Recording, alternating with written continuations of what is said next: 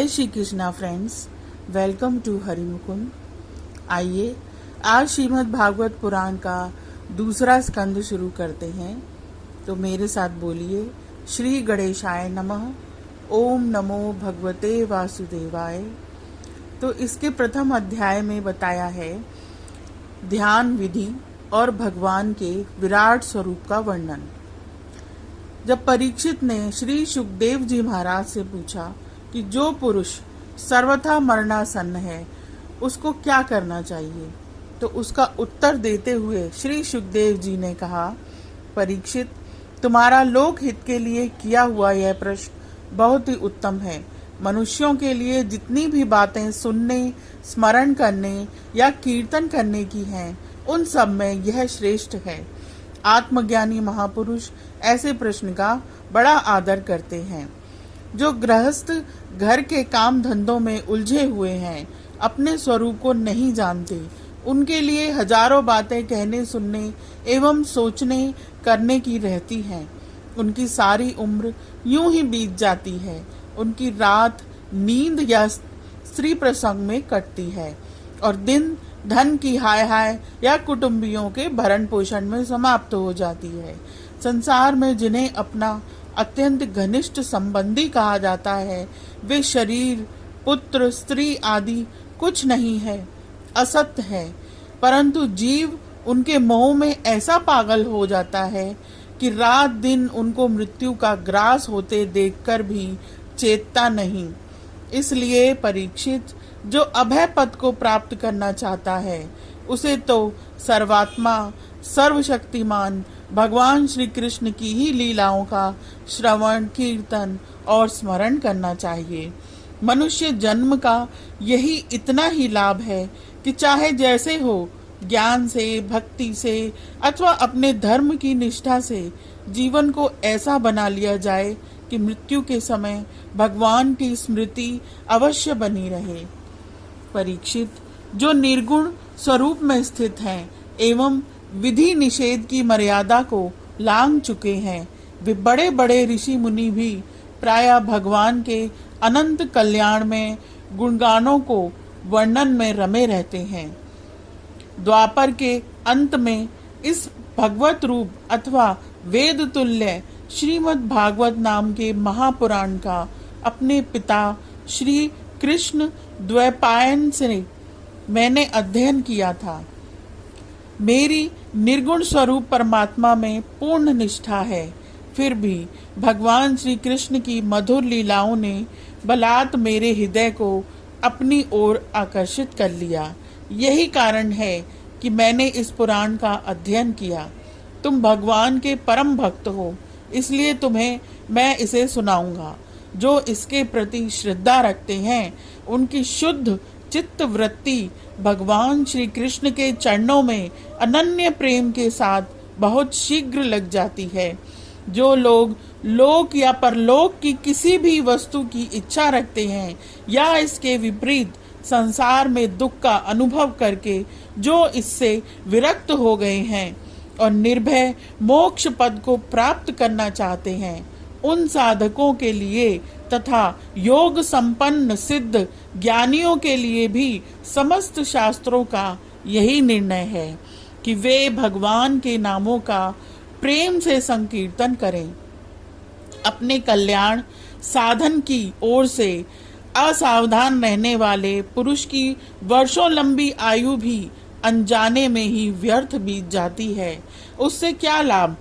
सावधानी से ज्ञान पूर्वक बिताई हुई घड़ी 2 घड़ी भी श्रेष्ठ है, क्योंकि उसके द्वारा अपने कल्याण की चेष्टा तो की जा सकती है।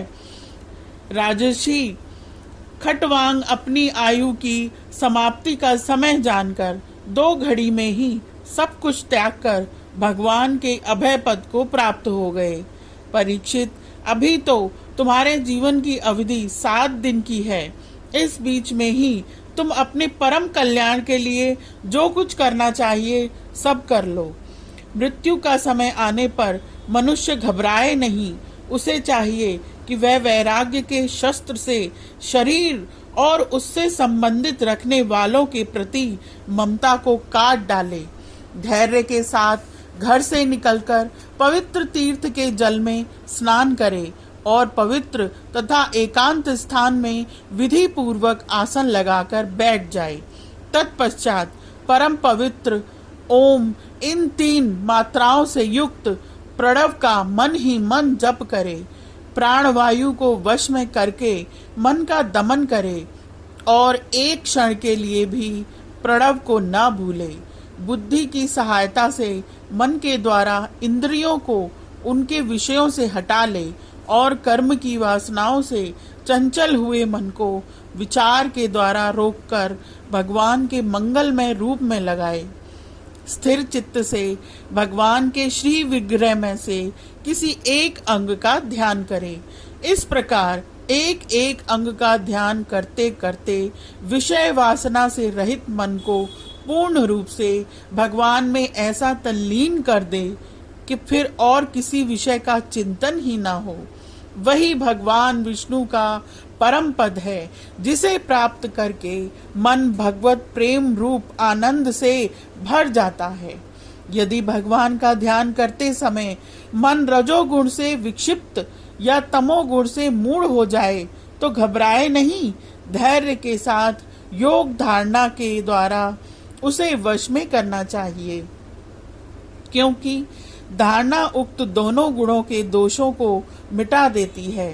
धारणा स्थिर हो जाने पर ध्यान में जब योगी अपने परम मंगल में आश्रय को देखता है, तब उसे तुरंत ही भक्ति योग की प्राप्ति हो जाती है। परीक्षित ने पूछा, ब्राह्मण, धारणा किस साधन से किस वस्तु में किस प्रकार की जाती है और उसका क्या स्वरूप माना गया है जो शीघ्र ही मनुष्य के मन का मैल मिटा देती है? श्री सुखदेव जी ने कहा, आसन, श्वास, आसक्ति और इंद्रियों पर विजय प्राप्त करके फिर बुद्धि के द्वारा मन को भगवान के स्थूल रूप में लगाना चाहिए। यह कार्य रूप संपूर्ण विश्व जो कुछ भी कभी था, है या होगा, सब का सब जिसमें दीख पड़ता है, वही भगवान का स्थूल से स्थूल और विराट शरीर है। जल, अग्नि, वायु, आकाश, अहंकार, महतत्व और प्रकृति, इन 7 आवरणों से घिरे हुए इस ब्रह्मांड शरीर में जो विराट पुरुष भगवान हैं, वे ही धारणा के आश्रय हैं। उन्हीं की धारणा की जाती है। तत्वज्ञ पुरुष उनका इस प्रकार वर्णन करते हैं। पाताल विराट पुरुष के तलवे हैं, उनकी एड़ियां और पंजे रसातल हैं। दोनों गुल्फ एड़ी के ऊपर की गांठें महातल हैं, उनके पैर के पिंडे तलातल हैं। विश्व मूर्ति भगवान के दोनों घुटने सुतल हैं, जांघें वितल और अतल हैं। पेड़ू भूतल है और उनके नाभि रूप सरोवर को ही आकाश कहते हैं। आदि पुरुष परमात्मा की छाती को स्वर्ग लोक कहते हैं, गले को महलोक कहते हैं, मुख को जनलोक और ललाट को तपोलोक कहते हैं। उन सहस्त्र सिर वाले भगवान का मस्तक समूह ही सत्यलोक है। इंद्रादि देवता उनकी भुजाएं हैं, दिशाएं कान और शब्द श्रवण इंद्रियां हैं। दोनों अश्विनी कुमार उनकी नासिका के छिद्र हैं, गंध घ्राणेन्द्रिय हैं और धधकती हुई आग उनका मुख है। भगवान विष्णु के नेत्र अंतरिक्ष हैं, उनमें देखने की शक्ति सूर्य है। दोनों पलकें रात और दिन हैं। उनका भ्रूविलास ब्रह्मलोक है, तालु जल है और जिव्या रस। वेदों को भगवान का ब्रह्मारिंद्र कहते हैं और यम को दाढ़ें। सब प्रकार के स्नेह दांत हैं और उनकी जगन मोहिनी माया को ही उनकी मुस्कान कहते हैं। यह अनंत सृष्टि उसी माया का कटाक्ष विक्षेप है। लज्जा ऊपर का होठ और लोभ नीचे का होठ है। धर्म स्तन और अधर्म पीठ है। प्रजापति उनके मूत्रेंद्रियां हैं। समुद्र कोक है और बड़े बड़े पर्वत उनकी हड्डियां हैं। हे राजन, विश्व मूर्ति विराट पुरुष की नाड़ियां नदियां हैं, वृक्ष रोम है, परम प्रबल वायु श्वास है, काल उनकी चाल है और गुणों का चक्कर चलाते रहना ही उनका कर्म है। परीक्षित बादलों को उनके केश मानते हैं, संध्या उन अनंत का वस्त्र है। महात्माओं ने अव्यक्त को ही उनका हृदय बतलाया है और सब विकारों का खजाना उनका मन चंद्रमा कहा गया है। महतत्व को सर्वात्मा भगवान का चित्त कहते हैं और रुद्र उनके अहंकार कहे गए हैं। घोड़े खच्चर ऊंट हाथी उनके नख हैं यानी नाखून। वन में रहने वाले सारे मृग और पशु उनके कटी प्रदेश में स्थित हैं। तरह तरह के पक्षी उनके अद्भुत रचना कौशल हैं। स्वयंभू मनु उनकी बुद्धि है और मनु की संतान मनुष्य उनके निवास स्थान है। गंधर्व विद्याधर चारण और अप्सराएं उनके षडज आदि स्वरों की स्मृति हैं। दैत्य उनके वीर्य हैं। ब्राह्मण मुख क्षत्रिय भुजाएं, वैश्य जंघाएं और शूद्र उन विराट पुरुष के चरण हैं। विविध देवताओं के नाम से जो बड़े बड़े द्रव्यमय यज्ञ किए जाते हैं वे उनके कर्म हैं। परीक्षित विराट भगवान के स्थूल शरीर का यही स्वरूप है, सो मैंने तुम्हें सुना दिया। इसी में मुमुक्षु पुरुष बुद्धि के द्वारा मन को स्थिर करते हैं, क्योंकि इससे भिन्न और कोई वस्तु नहीं है।